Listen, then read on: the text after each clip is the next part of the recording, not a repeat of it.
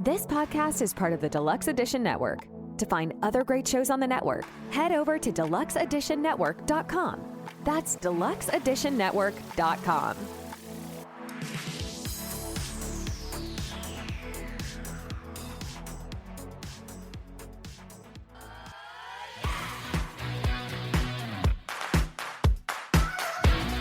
Coffee-fueled stories.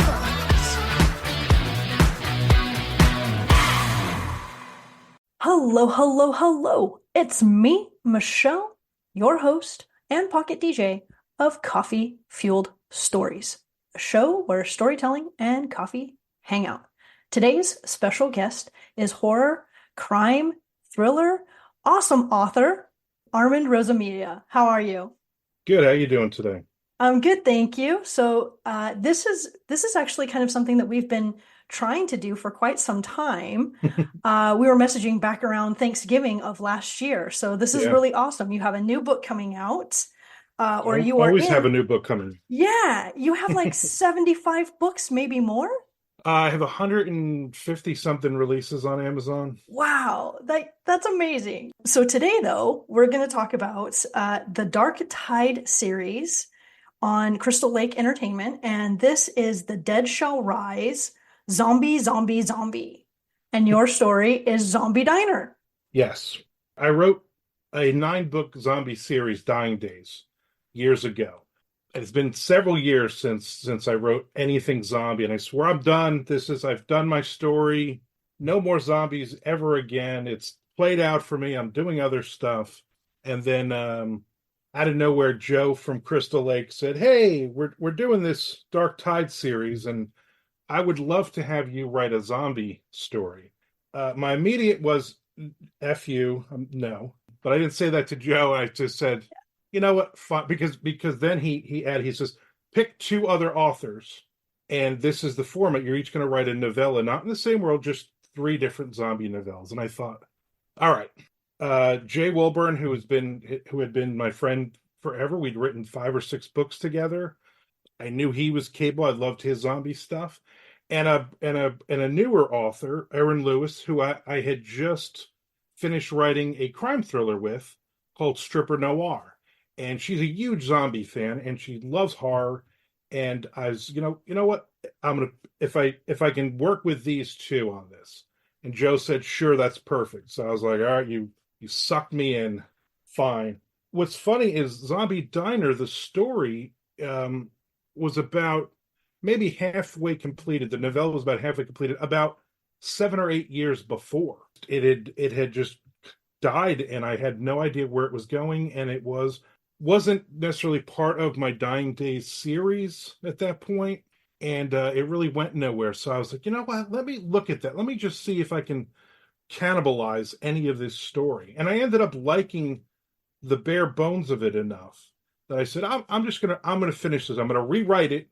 I'm gonna basically edit the crap out of this, and I'm gonna rewrite it, and I'm gonna finish this story. And I liked it. It came out really well, and it kick-started my writing. I'm now writing zombie stuff again on my Patreon. That son of a bitch Joe.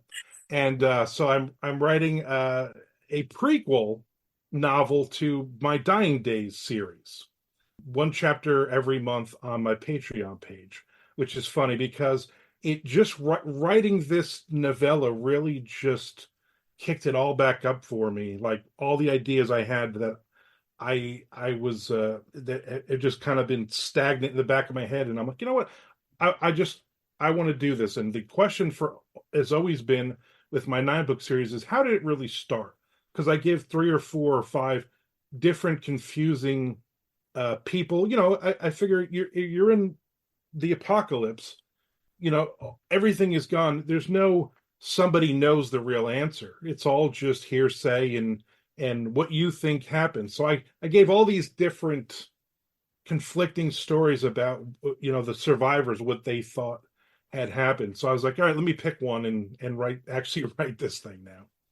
That is so cool. And the fact that you said you were like done, done, done, and now all of a sudden here you are again, a completely newly inspired, I guess you could say. Yeah, sometimes you need that. It's one of those things. I've been doing this will be 36 years now, since I've been published, and this will be my 14th year as a full-time author, making a Wow. living at this. So, and again, like I said, I got over 150 releases. That's including, short stories and anthologies and novellas and novels and different things. And sometimes you need that. Sometimes you're like, here's my focus, and I know the next 5, 6 books I'm gonna write, and I have my board of when things are due and everything. And every now and then you get something like that, that gets thrown in. A lot of times it's like, yeah, I'm not interested, but I think because I love working with Joe in Crystal Lake. Obviously, it actually became the last thing that I worked with Jay Wilburn before he passed away last year. I have a great rapport with Erin Lewis, and I love her writing. So it was just all those things just worked together. And when I was done with it, I was like, I want to do more. I want to write more, even though I'm really focusing on the crime thriller stuff the last couple years. There's still a lot of horror stuff that's floating out there waiting to be published and that I'm still working on. That is like awesome to hear because so you've been doing this for, as you were saying, 36 years. So now my question to you is this. Did you always know you were going to be a writer? When I was 12 years old, my brother's a year younger than me. So I was 12, he was 11. We were awful kids. We would beat the crap out of each other all the time. My mom was a stay-at-home mom, and it was like the last day of fifth grade or sixth grade, whatever it was. And we just beat the crap out of each other, broke stuff. And my mother punished us for the summer. And literally between those grades, we were punished for the entire summer. And my brother got stuck in our room with all of our toys, and I got stuck in my parents' room. And all there was to look out the front window and see all the other kids on the block playing or to read. And I always liked to read. And my mother had a bookshelf. It was an entire wall, and it was just horror paperbacks. She's a huge Stephen King fan, but I found Dean Koontz, and I started reading Dean Koontz books, and I never stopped. And I think I was like seventh grade or something. You write those things. What do you want to be when you grow up? And I wrote I wanted to be a horror writer. That was my thing. And my mother always says you should have written, I want to be a rich and famous horror writer. Maybe then it would have come true that way. So I guess I messed up on that one. But from 12 years old, I wanted to write. Had no idea how any of this would be accomplished. When I was 18, I was still a senior in high school, and I started buying zines. I found in bookstores and stuff. I found there were people that were Xerox copying, side stapling, stories and stuff, and they were going to pay you either in copies or a couple of bucks or whatever. And I thought this was fascinating, and so I had my first short story released, when 1988. That was I graduated in '88, and I had my first short story released, and I immediately thought, okay, should I buy a yacht? What should I buy? An airplane, Lear jet? What should I do with all this? And of course, I think I was paid like $5 and like 2 copies. And then my mother bought like 20 copies of it. And I don't have a copy of it yet. I wish I still had a copy of that one. But I do actually have the letter, that it was accepted. I still had the letter on their fancy. I mean, again, it was like just one girl who was probably my age putting this together, and it was the greatest thing ever for me. That my story was accepted by somebody that I didn't know, that somebody had read something that I wrote and really liked it. So that really kicked off for me all these years of doing this. That is so cool, especially that you still have that. Your wildest idea as a child, so to speak, when you spent that summer being punished, and now Right. here you are, with quite a prolific catalog of your own books. Like that's a like that Yeah, that's a great story. 12-year-old me could not even imagine the 18-year-old me getting that first story. I never thought this was a career, because you Dean Koontz and Stephen King and all these authors are Yeah.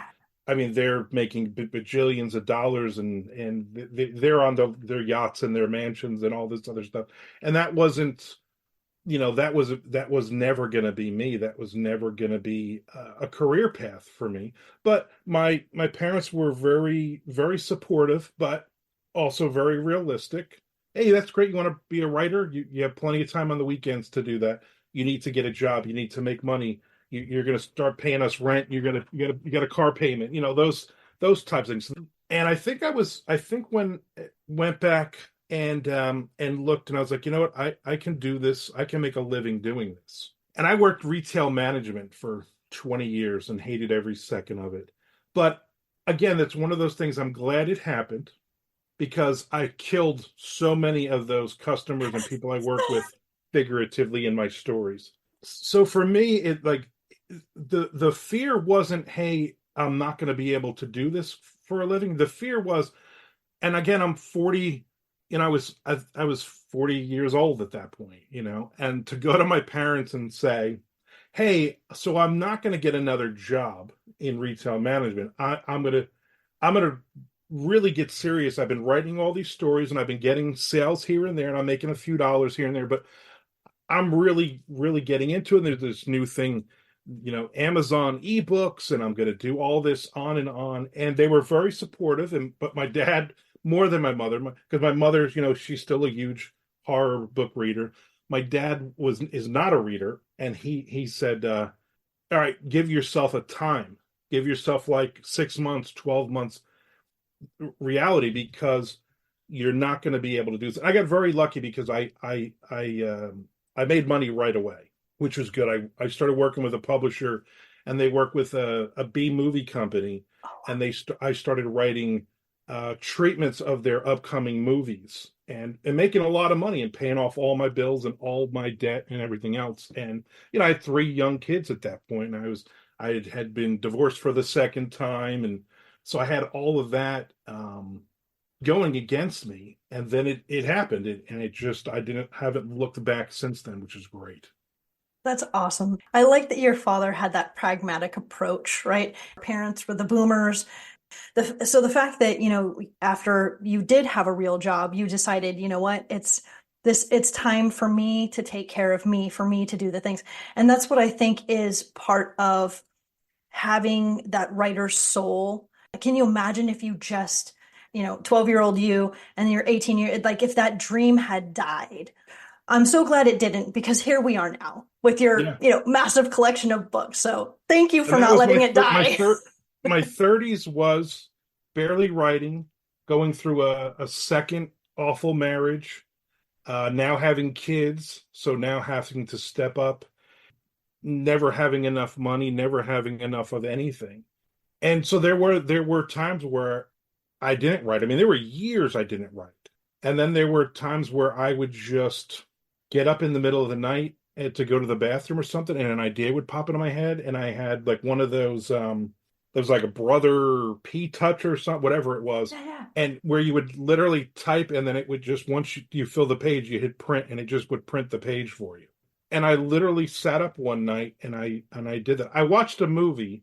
I'll never forget. I watched a movie with Billy Crystal, and I think it's called like There's Something About Paris or something. It was a comedy, or like a romantic comedy, and I watched it by myself, and I was miserable. I was cliche drinking. I'm sitting in the living room drinking, listening to Springsteen, crying my eyes out. My life is awful, kind of thing. And I get up in the middle of the night, and I get this idea for a story, and I just wrote all night, and I literally finished writing this like 15,000 word. I don't even remember. It was awful, but it was just like spill your guts. And then I had to go to work. Then I take a shower, and I had to go to work and sell shoes to awful people for 10 hours. And remember, for me, that was a turning point of, you know what, I enjoy this. I want to write. Why am I not doing the thing that I really love? And why is this a bad thing? And so I wrote a ton of bad stories in the 90s. You got to write that first million words of garbage. And so for me, it was writing, not necessarily in my 30s, like writing because I'm going to be the next Dean Koontz. It was writing because I have all these stories and I'm miserable. And I'm depressed all the time, and all I do is work and come home and eat really bad takeout food and and watch awful television or whatever. So I need something, I need an outlet. And that was my outlet.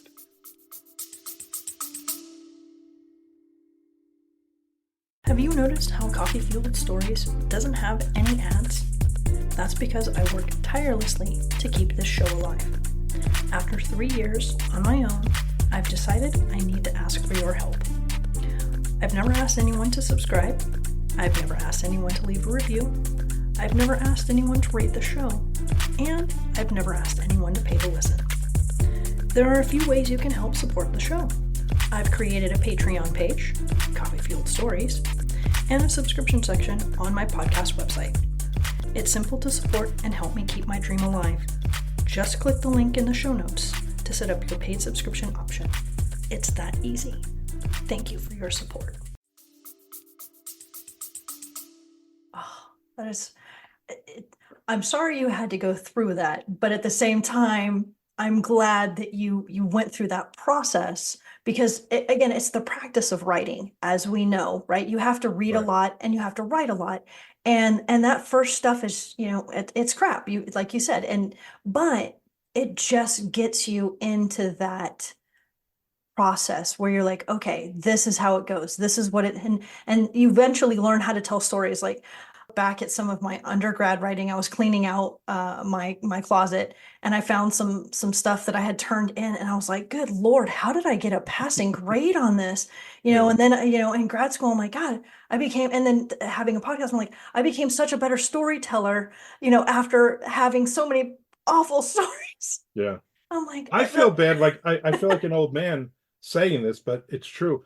I feel bad for writers today, writers in their 20s, because most of them are just writing that first god awful book and then releasing it. Now it's on Amazon. And like I have several authors that I've mentored over the last few years, and they're like all excited. Hey, look, it's your first book. I get it. You're all excited about it. In 5 years, you are going to be ashamed of this book. In 5 years, you need to be ashamed of this book because this book is garbage. Yep. When you're looking at everything, I'm ashamed of the books that I wrote 15, 20 years ago. Those are some awful books now. I'm glad none of those stories from the 90s and all those zines survived. I'm glad that stuff. That first story that I wrote in 88, Beastie, is still there. I still like the story. It's very cliche. And it was actually in my first short story collection I put out like 3 years ago, just to hopefully show that I've gotten a lot better, in the last 30 something years. But yeah, I look and I say, just write, and then worry about. But authors today they want to write something because they immediately want to they immediately start making money on it. And it's great that 10 of your friends bought your book, but Right. Really, what is that, what is that doing for you?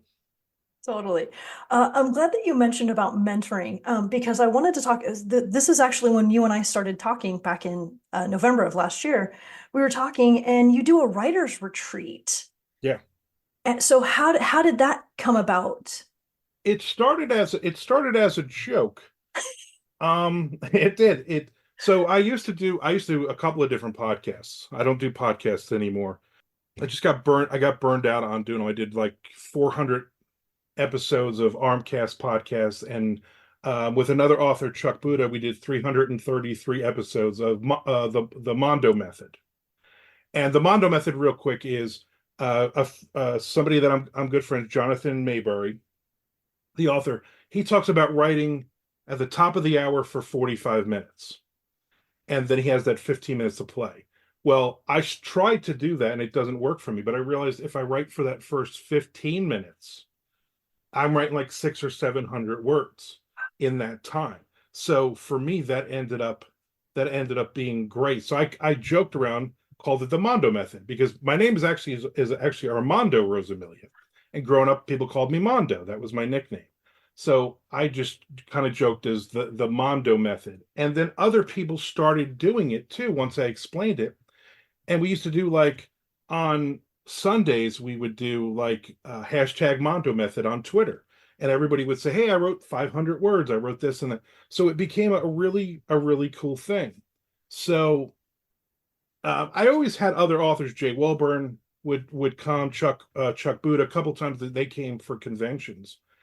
And we so they would spend like a week and we would write. And I would always joke and I would say, we got to do a convention. And one of them said, oh, MondoCon, you gotta do it. That would be great. And I was like, you know what? That would be great. So 3 years ago, I talking to my wife. I'm married for the third time. Thank God we've been together for 10 years, and she is completely 100% in my corner on everything, which is great. And she's a commercial property manager, so she's numbers and she's business, which is not me at all, which so it really works out. But I said I would like to have some people here. Why don't we do like a weekend in the beginning of August or somewhere around August, and just a writer's weekend, Friday, Saturday, and Sunday. We do goals. I put a board up. Everybody has like 5,000 word goal or something like that. And she's born and raised here in Jacksonville, Florida. So she's Southern. So that means, oh, 10 people are coming. I'm going to cook for 110. So she was very excited, like, oh, I'll put together a whole menu and I'll do cookies and snacks and all this other stuff. So she got really excited about it too. So coming up this August will be our fourth one. And we've had a bunch of different people in and out, but it's usually about a dozen of us. And people will fly in from New Jersey. They'll fly in from Wisconsin. They fly in from Tennessee. They fly in from DC, all over the place, from upstate New York. And they'll come in on Thursday. I pick everybody up at the airport. I live 5 minutes from the airport.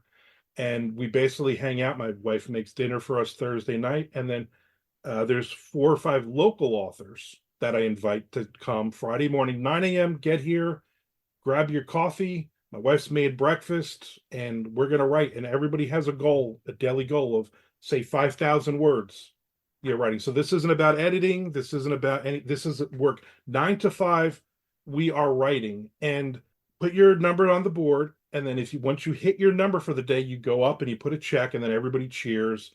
And I'm in my office, and everybody's spread throughout the house, the dining room, the kitchen, and the living room, whatever. And it's great. And then 5 o'clock we stop, and then my wife makes dinner, and then we'll hang out and maybe have some drinks or just hang out and talk. And then we talk shop. And then it's we're all at different levels, which is great. And then every year I'll have a different author that will come for dinner. So last year was Michael Wiley, who is a very big noir crime thriller author. And he's local, and I'm very good friends with him. And I said, Michael, come Saturday night, come to dinner and hang out and talk to everybody. So it's really neat. Last year, there's a local writers group here. They invited me to be their speaker, and I said, I'll do it on that Saturday. And then I brought 10 people with us, which is great. And now this year coming up, they were like, hey, we would love to have you back. And I said, it's the same weekend. They're like, we don't have the library. We'll do it somewhere else. I said, you guys just come here. Just come to my house from like 10 to 12 and hang out here. There's plenty of room. We'll talk here, and then we're throwing all you guys out so we can have lunch and we can get back to the writing. So it's fun. Everybody hits their goals.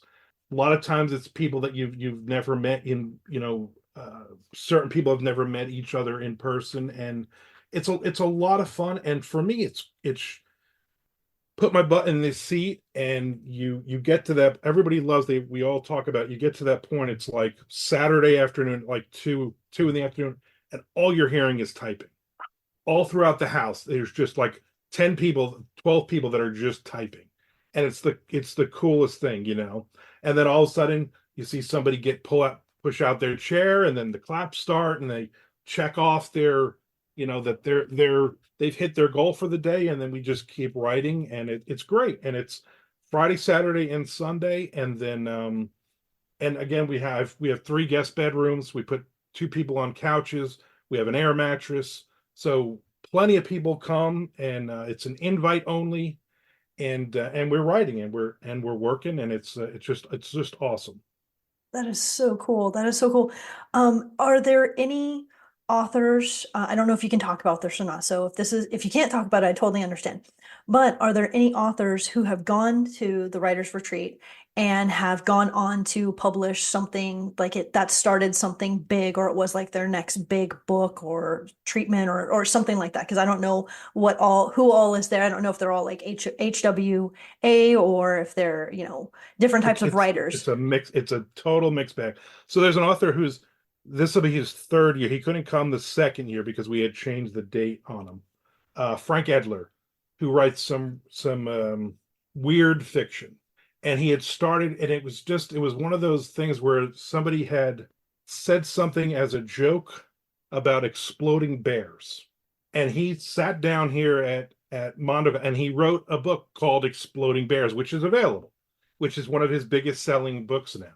One of the other authors that came last year, Tom Duffy, he wrote a book called Socks while he was here, and that's been released. So a lot of the stuff that's been written here has been released, which I think is really cool. And again, there's some authors that have never been had anything published that are here, and now as the years go by, they're starting to get stuff out there and stuff. And just talking to a bunch of them now, the ones that are invited for this year coming up, they're already planning. Okay, what am I writing?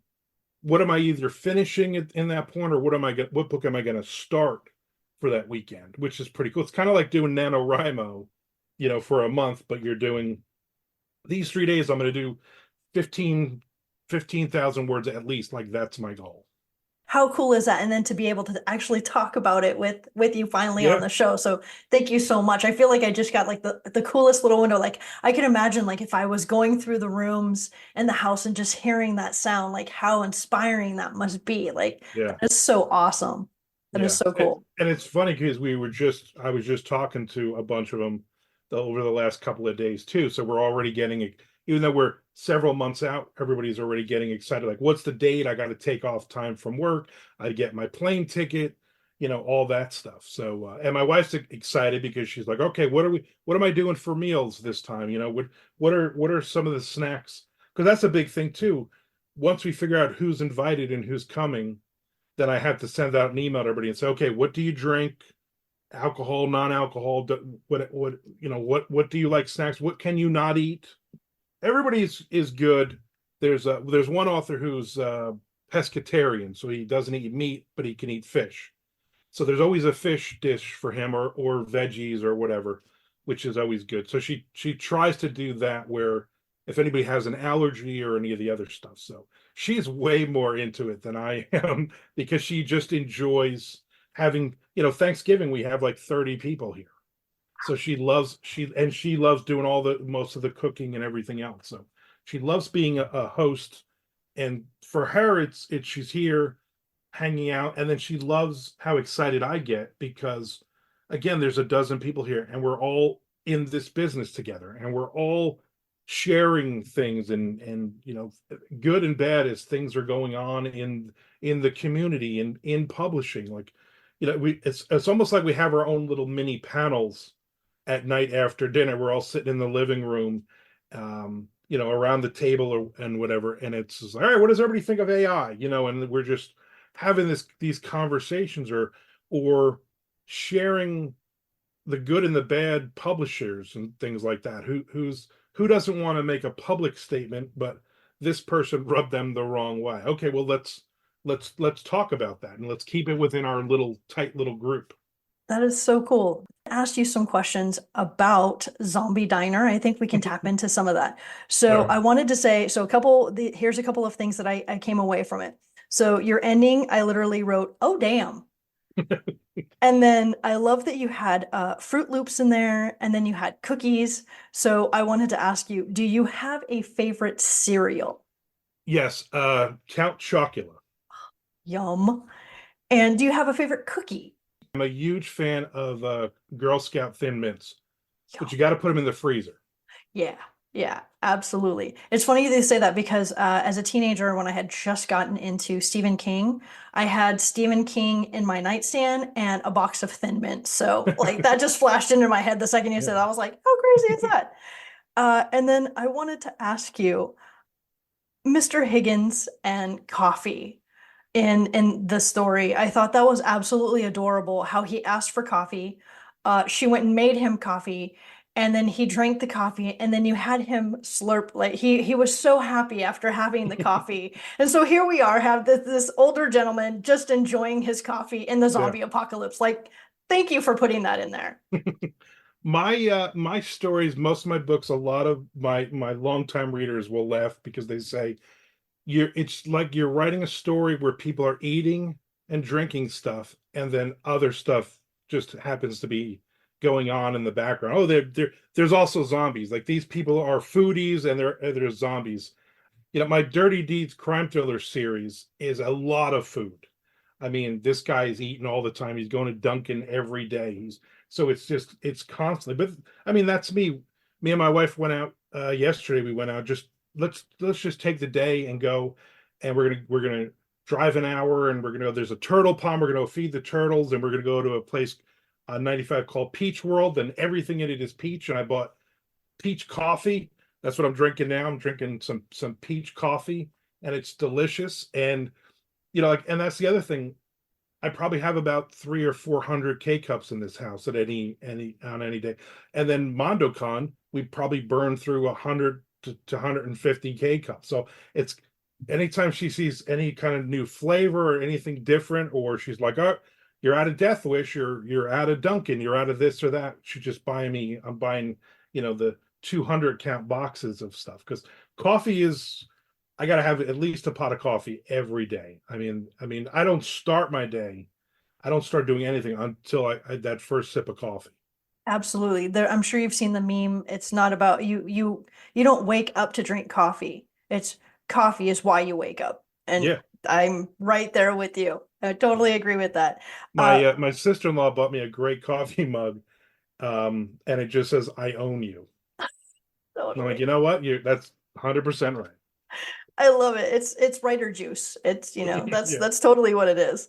And I like that you had a apple pie and then the guy's name is pork chops. So for the caption, I wanted to call it apple pie, pork chops, and zombies. We were talking about food and coffee and zombies. But minus the zombie part, I wanted to ask you, I like that your Instagram is your wife cooks things and you also cook things. I love that your Instagram is like a home cooked meal. Yes. Again, my wife is Southern, so she cooks. There's two of us, so she cooks like there's 10 of us, and so a lot of the meals and they're not necessarily like extravagant things that we're cooking. They're just comfort food, things. And I think like that's like cool. Like Friday night she made dirty rice. Like she made enough that I've had it for 3 meals now. But Yeah. it's delicious, it's meat and it's sausage in it and it's rice, and I mean what more could you want? So it's a lot of food. I get people who bust my chops a little bit, that they'll say, "Oh, what did I wonder what Armin had for dinner last night?" Well, let's look at his Instagram. Let's look at his Facebook. So you know what? If your wife made good food like that, then maybe you would post it. Who knows? Absolutely. Absolutely. It doesn't, and I actually, that's what this is where I'm going with this. I love that you are this prolific author. And instead of having, all things being about books and writing and things of that nature, you have what makes you happy, which is comfort food. And I love it. I love when I get to, I'm like, ooh, what is, for me, I'm like, ooh, what's he eating this week? So I get excited because I'm not a cook. I don't cook. And I just, I get excited when I see food and horror things. So, why not? So let's talk about books since that's where we're gonna go with this. I saw that you had a post on banned books, and it was a ginormous box that you were unboxing of Yes. banned books. That was So really cool. we have two little free libraries in front of our house, and I've had them for probably 4 or 5 years now. And so we have a bench that has all the children's books, and then we have just the stand up, which is all the adult books. So I'm constantly filling it with books, and I put my own books in there, and we live in a neighborhood of 350 houses, so there's a lot of neighborhood kids that walk up, and we also have a lot of people who drive through. And so for me, that's pretty cool. And Little Free Library organization worked with a company, Firestorm, and they were giving away banned books. I'm in Duval County in Florida, which is the most prolific banned book county in Florida, and I think in the United States. So as a writer, that's offensive. And so they said, do you want some of these banned books? Would you be comfortable putting them in your little free library? And I said, of course. So I actually did a couple of interviews with I was in the Washington, I had a quote in the Washington Post about it, and in a French speaking newspaper, which is pretty neat. But so they ended up sending me like a box of it's like over 100 banned books. I did a couple of videos on TikTok, and then they spilled over to Instagram, and it's just, I was getting mad because I'm like, this is a book about Rosa Parks.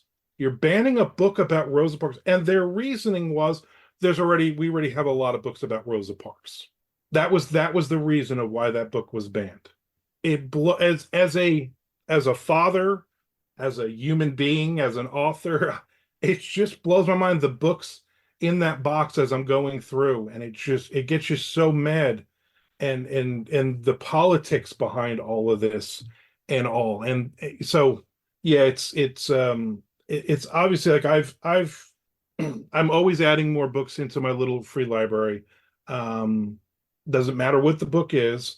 I am a big, what Dolly Parton is doing with the literacy campaigns. I donate every year. I donate to a bunch of different ones because, for me, I don't know where I would be without reading. I don't know where I would be as a kid, not even that Dean Koontz moment, but before that, I always read a lot. And that really propelled me, that I always had a book on me. I was that nerd in junior high and high school. I always had a book on me. I was the Dungeons and Dragons dork. I was all those things, but it was all imagination. It was all the reading. It was all of that stuff. And drives you crazy today when you're doing, like, I'm at a book signing and people are walking around and they're like, oh yeah, I don't read. I watch Netflix. I'm watching, that's my reading. Reading closed captioning on Netflix is not reading. Or when I have some families in the neighborhood that the dad will be walking the kids, and they stop to get a little, and he basically is like, no, let's go. And I'm like, your kid wants to stop and pick up a book and read a book, and you're too busy. Like, let's just keep moving down the sidewalk. It drives you crazy. Oh, thank you for doing what you are doing, because we need a whole lot of advocates like you just stirring that pot. So thank you so much for doing that. I'm gladly doing my part. Me and my wife, we went out yesterday, and it wasn't about just going to Peach World, and I got really, really nice crab cakes at this restaurant, which was delicious. But we hit other little free libraries along the way. We use the Little Free Library app, and we go, and if they need books, we have a couple of crates in the back of the pickup truck, and I'll fill them up. And of course, I put my books in there as well. And then I haven't done it this year yet, but every year I also will buy 250 copies of my books, and then I post in the Little Free Library site, and I say, any Little Free Libraries in the US who wants a copy, I will sign it and put some bookmarks, and I send it to them for their Little Free Library. And it's a great tax write-off for me, but it's also getting 250 of my books out there, and they go all over the country, which is really neat. That is so cool. That, like I said, I love that, you do this. You're making a stand, and you're making a point, and you're putting it forward. You're, making sure that it's not just, like you were saying, like, you're not doing it because you're trying to, flush your numbers up or something. Like you're doing it out of the goodness of your heart. And again, I'm a big fan and a believer in karma. yes, You know, yes, I believe that what you put out there is gonna come back at you. You know, as a writer, I always tell like the new authors, if I'm talking to them or if they're asking, I always say, you're not selling this specific book. You're selling you. yes, At a book signing, I don't care if I sell one book. You know, like people are like, well, what do you need to break even? I don't need the money. I don't need to come here and say, well, it was $500 for this. It was $250 for the table. Is it I need to make 1,200? You know, and this is I don't ever worry about that. If I sell one book to somebody and they walk away happy, that person potentially is going to buy 150 more books from me because I've sold myself. And it's never just about the books. It's about, hey, cool shirt. It's about a conversation. It's about just me being me. You know, it's me being you know, people will come up and they'll talk about you know, my Twitter account, my Instagram, all of those. I mean, I talk about coffee, I talk about the Boston Red Sox, I talk about bourbon, I talk about, you know, reading, fun things like that. And that's what it is for me. That's more important than, hey, I'm going to force you to buy this book. You know, I go to shows all the time, and there's always that one person who is like, hey, you like reading about dragons, and they grab your arm and they hard sell you on your book, and the person, here's $10 just to get away from you. And I think that person will never read that book. That person will never read any other book that you ever put out, because you've just given them a bad experience. And for me, a lot of times when you know, I'm online and I'm talking, and obviously I post books, new books are coming out, I'm posting stuff. And it's really always cool when somebody who I've been talking to back and forth for a while goes, oh, I didn't realize you had stuff out yet. And for me, like, that's not a negative. That's okay. You're tied into me. You're talking, you're hanging out with me as a person. And oh, by the way, I have books. And 9 times out of 10, they're gonna go, what do you suggest? Where should I start?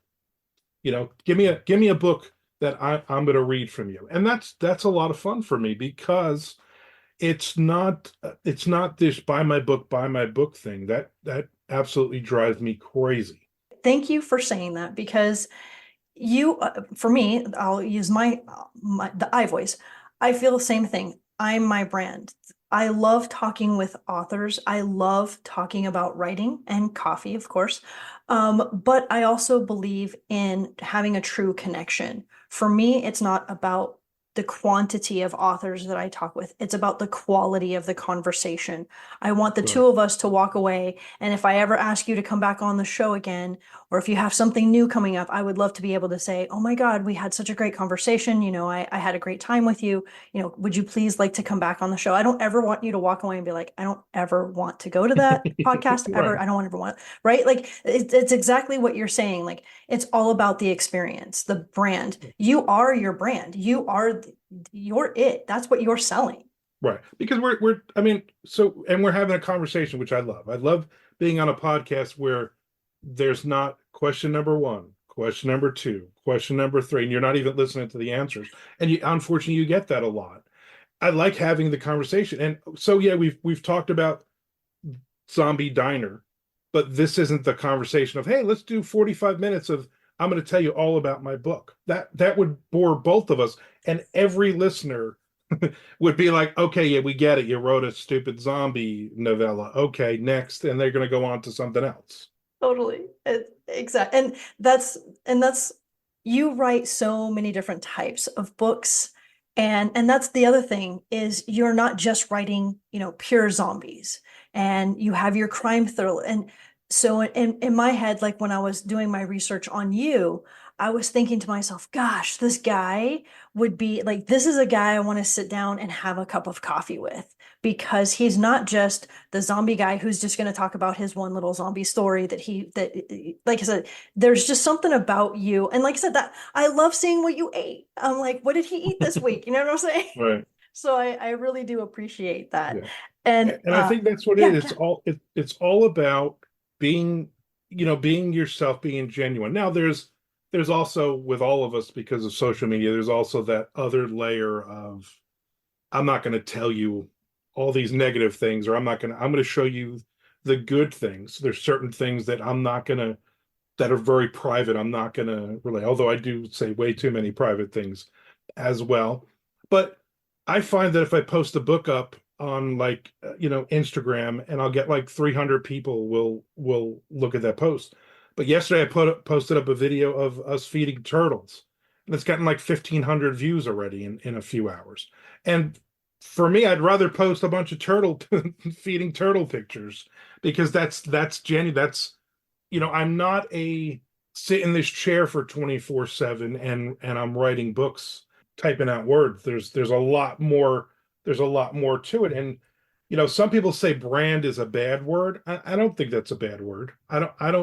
Because I think it's just, brand is a bad word if your brand is here's my book, and everything about me is just, we're going to just focus on this one book.